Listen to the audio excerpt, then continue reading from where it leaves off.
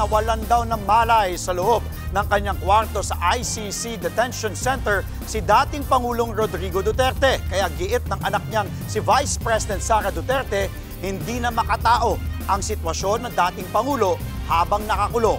Nasa frontline ng balitang yan, Simon Gualvez.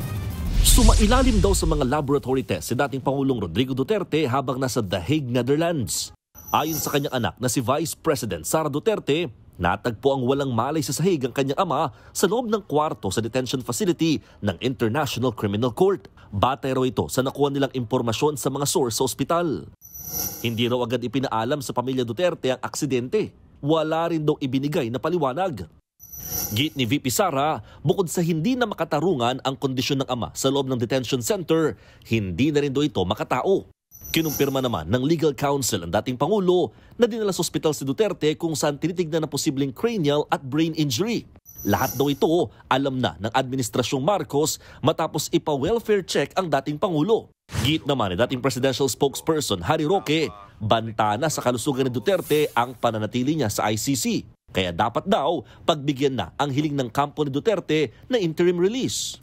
Nahulog daw si Tatay Digong habang naglalakad, tumama ang ulo. Kung talaga nangyari ang insidenteng yan, talaga pong bagamat meron silang clinic dyan sa detention facility, hindi po sapat yung clinic na yan para pangalagaan nga po ang kalusugan ni Tatay Digong.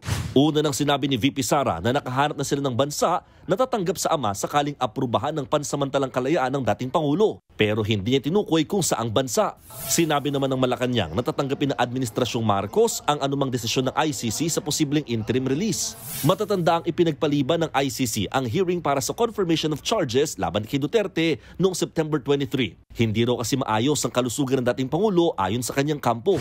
Samantala, bumanat naman ang anak ng dating Pangulo na si Congressman Paulo Duterte kay dating Senador Antonio Trillanes IV. Nag-post kasi si Trillanes ng larawan sa labas ng ICC at may caption na relax lang daw dahil nasa loob pa si Duterte. Naghahanap buhay lang umanong abogado nito. Si Trillanes ang nanguna sa pagkasampa ng kasong Crimes Against Humanity laban kay Digong sa ICC. Nagbabalita mula sa Frontline, Mon Gualvez, News 5. Mga kapatid, Andre Felix po, manatiling may alam pagdating sa mga mahalagang balita sa loob at labas ng bansa. Mag-follow at mag-subscribe na po sa social media pages ng News 5.